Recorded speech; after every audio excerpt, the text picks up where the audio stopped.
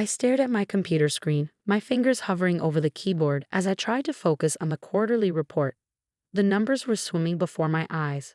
But it wasn't the figures that were causing my distress. It was the conversation I'd overheard just 10 minutes ago in the break room.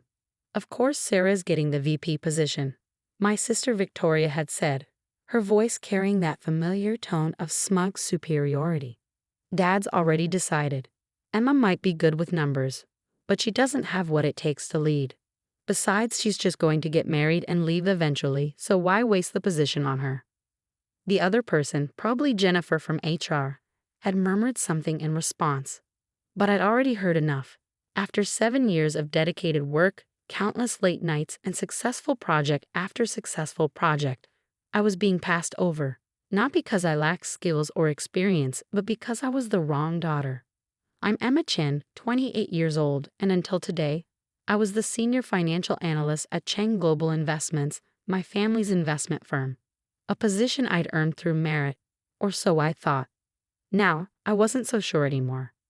My father, James Chen, had built the company from scratch 30 years ago. He'd always preached about merit and hard work, but lately, things had changed.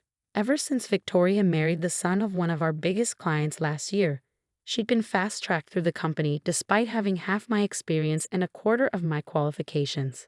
I took a deep breath and opened my personal email. The message I'd received last week from Morgan Stanley's headhunter was still there, marked as unread. I'd been ignoring it out of loyalty to the family business. What a joke that seemed now. With trembling fingers, I clicked reply.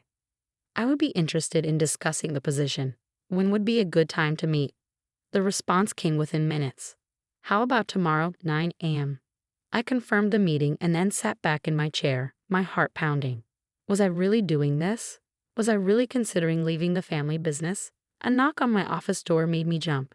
It was my father, his imposing figure filling the doorframe. At 60, James Chen still cut an impressive figure in his tailored suits and perfectly polished shoes. Emma, we need to talk about the Thompson account, he said, not bothering with a greeting. Victoria will be taking over as lead starting next week. The Thompson account, my biggest success story. I turned their initial $5 million investment into $25 million in just 2 years. And now Victoria was getting that too. Why? I asked, proud that my voice remained steady. Victoria has better rapport with the client, he said dismissively. She and her husband play golf with them every weekend. It's about relationships, Emma. You're good with numbers, but business is more than that. I felt something snap inside me. 7 years of swallowed words and suppressed feelings came rushing to the surface. Is that what you really think, Dad? That I'm just some calculator with legs? That I haven't built relationships with our clients? The Thompsons trust me because I've made them money, not because I play golf with them. My father's expression hardened. Watch your tone, young lady. This is business, not personal. Not personal? I laughed, the sound harsh even to my own ears. Then why is Victoria, with her marketing degree and 2 years of actual work experience, being considered for VP while I'm being relegated to the background? Is that business? His face reddened. Victoria understands the importance of family. She's married, settled, committed to carrying on the Chen legacy. You're still single, focused only on yourself and your career. There it was. The real reason. I stood up, my chair scraping against the floor. Well then, I suppose I should stop burdening you with my selfish focus on actually making this company money. I reached into my drawer and pulled out an envelope I prepared months ago, but never had the courage to submit. Here's my resignation letter. I'm giving 2 weeks' notice, though I suspect you'll want me gone sooner. Don't be dramatic, Emma, he scoffed. Where would you even go? No one in our circle will hire you if you leave like this. That's where you're wrong, Dad. There's a whole world outside our precious circle. I grabbed my purse and laptop. I'll clean out my office tomorrow. As I walked past him, he called out, if you walk out that door, don't expect to come back. I didn't turn around. I won't need to. The elevator ride to the lobby was the longest 30 seconds of my life. My phone buzzed continuously, probably Victoria, who'd undoubtedly heard everything. Our offices were only separated by a thin wall after all. Sure enough, as soon as I stepped out of the building, the messages started flooding in. Victoria, you're making a huge mistake. Nobody will hire you without Dad's connections. Victoria, you'll never amount to anything without us. Victoria, good luck being a nobody. Victoria, Dad's already calling his friends to blacklist you. You're done in this industry. I blocked her number and hailed a cab. As we drove through the busy streets of Manhattan, I felt equal parts terrified and exhilarated. I'd done it. I finally stood up for myself. At home, I poured myself a generous glass of wine and called my best friend, Sophie. You did well, Jackie, she exclaimed after I told her everything. I quit, I repeated, taking a large sip. I have an interview at Morgan Stanley tomorrow. Holy shit, Em. That's huge. Are you okay? No, I admitted. I'm terrified. But I also feel free? Sophie was quiet for a moment. You know they're going to make your life hell, right? Your family doesn't take defiance well. I know. I'd seen it happen before when my cousin Michael tried to start his own business instead of joining the family company. They crushed him so thoroughly he ended up moving to Australia. But this time it's different, I continued. I've been preparing for this possibility for years. Every client contact, every successful trade, every strategy, I've documented everything. They can try to blacklist me, but they can't erase my track record. Smart girl, Sophie said approvingly. Need a place to crash if things get ugly. I should be fine. My apartment's in my name, and I've been saving most of my bonuses instead of spending them on designer clothes like Victoria. After hanging up, I spent the evening preparing for my interview. My phone kept buzzing with messages from unknown numbers, flying monkeys sent by my family, no doubt. I blocked them all. The next morning, I dressed in my best suit, not the one my mother had bought me, but one I'd chosen myself. Classic black, perfectly tailored, exuding confidence. I was done trying to fit into the mold my family had created for me. As I rode the elevator up to Morgan Stanley's offices, my phone buzzed one last time. A text from my mother. Your father is very disappointed. Come back now, apologize, and we can forget this foolishness. I turned off my phone and stepped into the office. The receptionist smiled warmly. Ms. Chen, Mr. Patterson will see you now. Taking a deep breath, I walked toward the CEO's office. It was time to show the world, and my family, exactly what Emma Chen could do on her own. This wasn't the end. It was just the beginning. The interview with Morgan Stanley's CEO, David Patterson, lasted 2 hours, not the typical first-round screening I'd expected, but an in-depth discussion about market strategies, investment philosophies, and my vision for the future of wealth management. Your track record with the Thompson portfolio is impressive, he said, studying my performance reports. Converting a conservative client to embrace sustainable energy investments, that takes both skill and persuasion. I smiled, remembering the months of research and presentations it had taken. The key was showing them how green technology wasn't just environmentally responsible, but financially lucrative. Their initial skepticism turned into enthusiasm when they saw the returns. Patterson leaned back in his chair, his expression thoughtful. We've been watching you for a while, Ms. Chen. Your reputation in the industry extends beyond your family name. That surprised me. You have. The Thompson account isn't your only success story.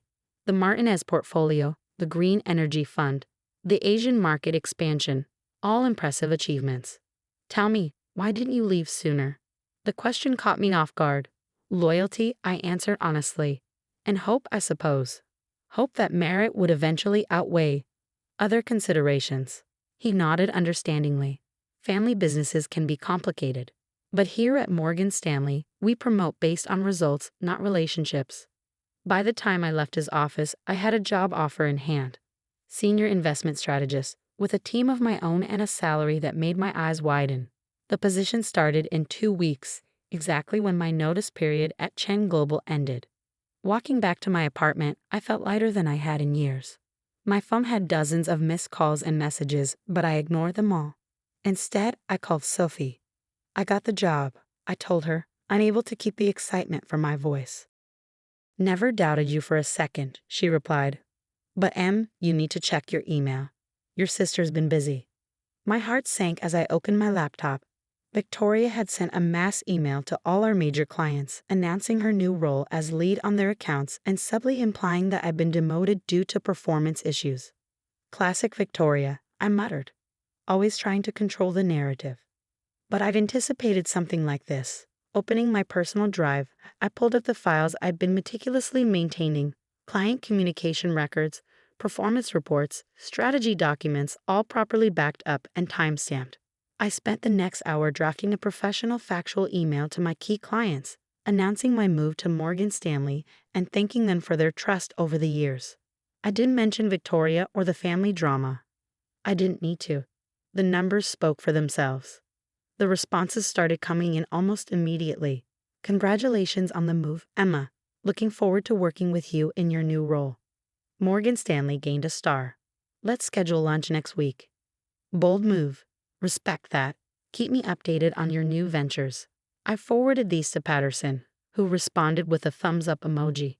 Not what I'd expected from a CEO, but it made me smile. The next morning, I arrived early to clear out my office. The building was quiet, just a few early bird employees starting their day. I was carefully wrapping my awards when Victoria burst in, her face flushed with anger. "How dare you email our clients?" she hissed. "Those are company relationships." I continued packing, keeping my voice level. "Those clients worked with me personally for years. They deserve to hear about my departure from me, not through office gossip or misleading emails. Dad was right about you. Selfish, ungrateful." She grabbed a framed photo from my desk, me with the Thompson family at their daughter's graduation. "This belongs to the company." "Actually," I said, gently taking it back, "that's a personal gift from the Thompsons.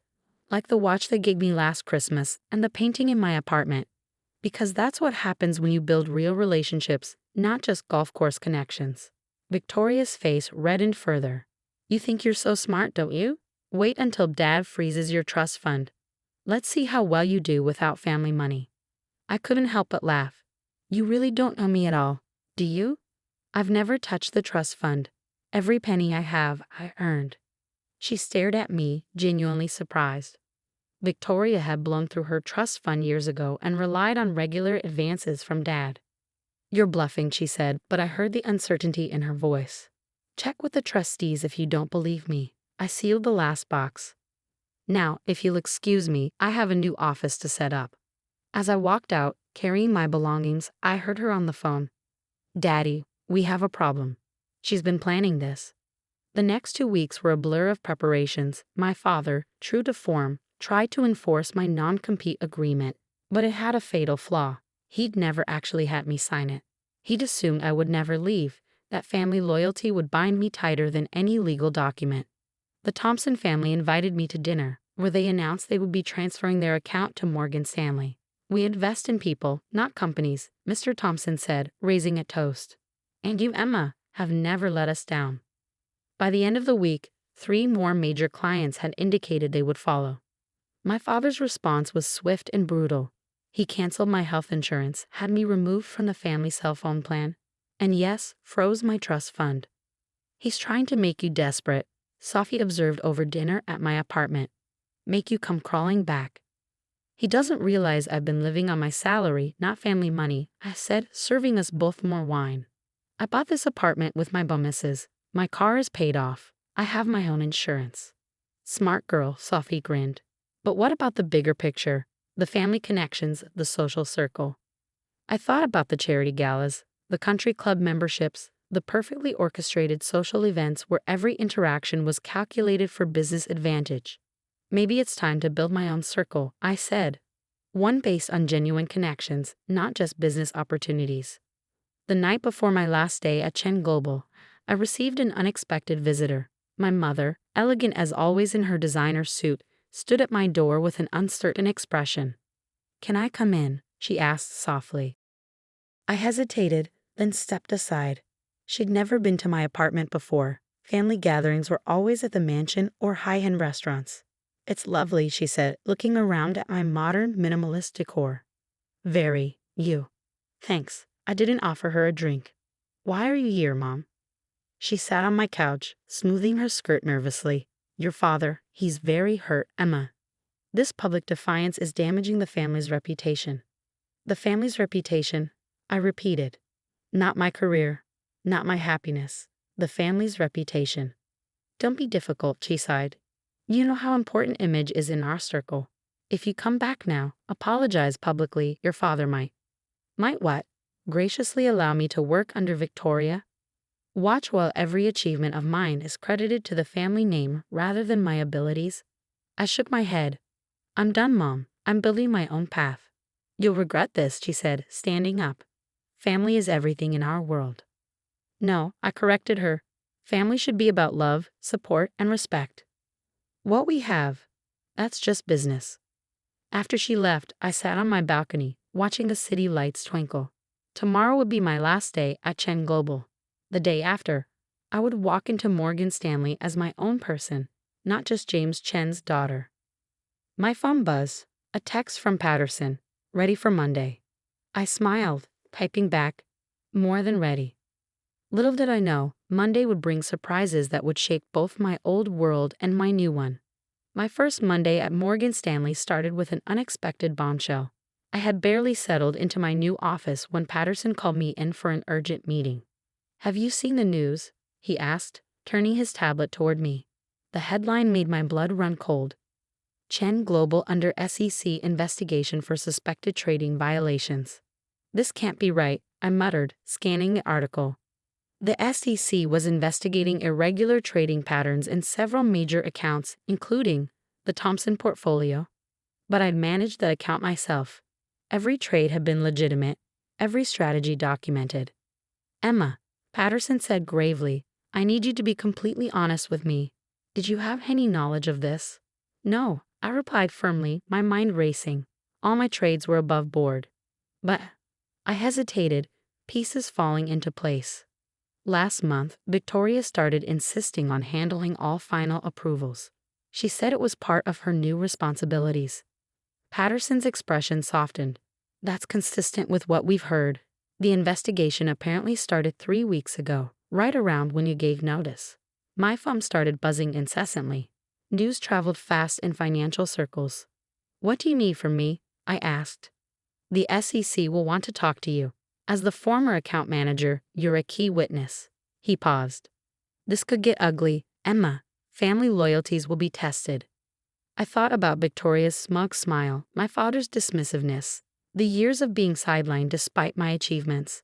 My loyalty is to the truth, I said, and to my clients. Over the next few days, the story exploded.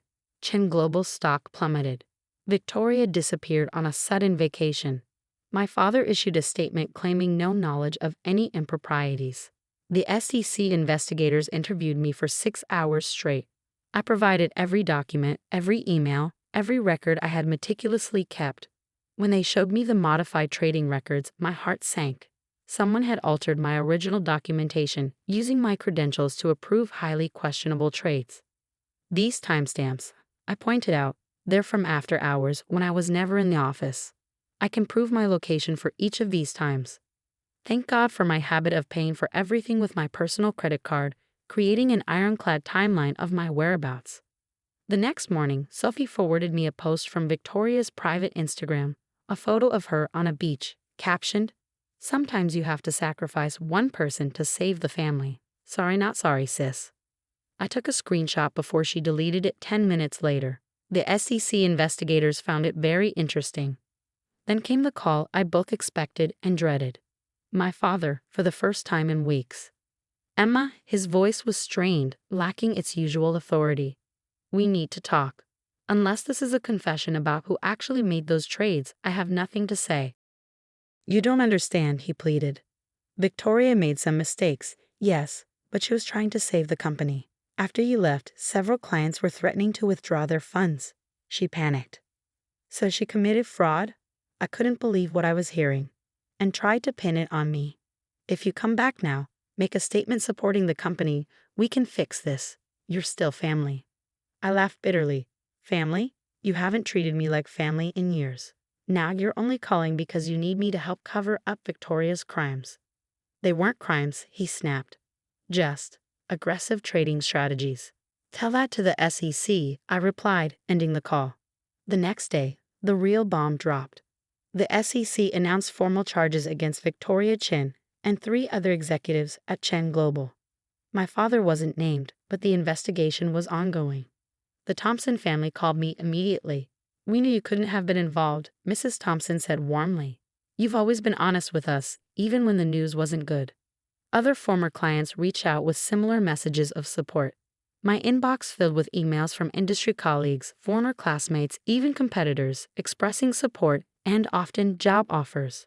Victoria finally surfaced in the Cayman Islands, where she had apparently been transferring funds for months. The FBI was involved now. Patterson called me into his office again, but this time his expression was lighter. You've handled this incredibly well, he said. Our clients are impressed with your integrity, and the board has taken notice. He slid a document across his desk. It was a promotion offer to Executive Director of Strategic Investments, a position 2 levels above my current role. The industry is watching, he continued. They see someone who chose truth over family ties, who protected her clients' interests even at great personal cost.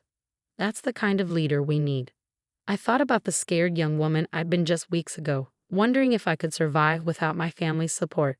Now here I was, stronger than ever. My phone buzzed.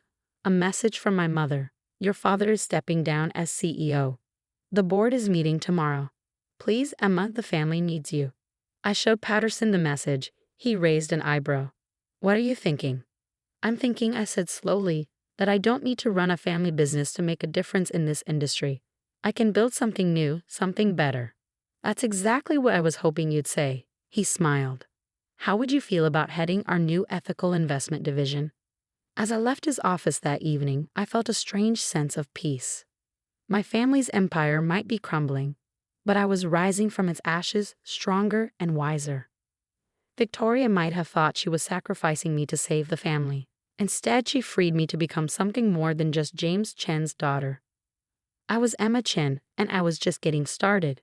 6 months after the SEC investigation began, I sat in my new corner office at Morgan Stanley, watching the sunrise over Manhattan. The morning's headlines told the final chapter of Chen Global's downfall. Victoria Chen pleads guilty to securities fraud. Chen Global to be acquired by Goldman Sachs. James Chen retires amid family company's collapse. My phone lit up with a text from Sophie. Have you seen today's Wall Street Journal? Page 6. I flipped to the page and found myself looking at my own photo under the headline, Rising Star. Emma Chen revolutionizes ethical investment at Morgan Stanley. The article detailed how our new ethical investment division had attracted over $2 billion in investments in just 6 months. My approach to combining profitable returns with sustainable ethical practices had caught the industry's attention. A soft knock at my door interrupted my reading. My assistant poked her head in. Ms. Chen, your mother is in the lobby. I hadn't spoken to her since the day Victoria was arrested. Taking a deep breath, I nodded. Send her up. She looked older, more subdued without her usual designer armor. The confident socialite was gone, replaced by someone I barely recognized. Emma, she said softly, hovering in the doorway. You look well. Thanks, I gestured to a chair. What brings you here? She sat, smoothing her skirt, a nervous habit I remembered from childhood. Your father sold the house. We're moving to a condo in Florida. She paused. Victoria took a plea deal. 5 years. I waited, sensing there was more. The thing is, she continued, I've been doing a lot of thinking about how we treated you. I always favored Victoria, pushed you aside. Tears welled in her eyes. I was wrong, Emma, so terribly wrong. Why now? I asked, keeping my voice neutral. Because I'm successful. Because Victoria turned out to be a criminal. Because I finally see you, she replied. Not as James Chen's daughter, but as Emma. Strong, brilliant, ethical Emma, who succeeded not because of us, but in spite of us. I studied her face, searching for the manipulation I'd grown so accustomed to detecting. Instead, I found something new, genuine regret. I can't change the past, I said finally, and I won't pretend everything's okay now. But maybe we can start something new, small steps. She nodded, dabbing her eyes. Small steps. That's more than I deserve. After she left, I walked to the window, looking out at the city I'd once thought I couldn't navigate without my family's influence. How wrong I'd been. My phone buzzed. Patterson calling. Emma, the board just approved your proposal for the Young Investors Mentorship Program. They want you to speak at the launch next month. I smiled. The program was my passion project, helping talented young professionals from diverse backgrounds enter the world of finance, free from the constraints of family names or social connections. That evening, I met Sophie for our weekly dinner. "So," she said, pouring wine, "how does it feel, being the last Chen standing in the financial world?" I thought about my mother's visit, about Victoria in prison, about my father's retirement. Honestly, I don't think of myself as a Chen anymore. At least, not in the way I used to. No. She raised an eyebrow. The Chen name used to mean power through connections, success at any cost. I want to build something different, something genuine. Well, Sophie raised her glass. Here's to the new Emma Chen brand. Integrity, innovation, and actual talent. I clinked my glass against hers, remembering that terrifying day I'd walked out of Chen Global. I thought I was leaving everything behind. But really, I'd been walking toward something better. My phone lit up with a notification. Another client wanting to move their portfolio to our ethical investment division. But this email was different. It was from my cousin Michael in Australia, the one they'd ostracized years ago. Saw the WSJ article. "Proud of you, cuz. Showed them what real success looks like." I smiled, typing back, "How about a partnership? Australia could use some ethical investment options."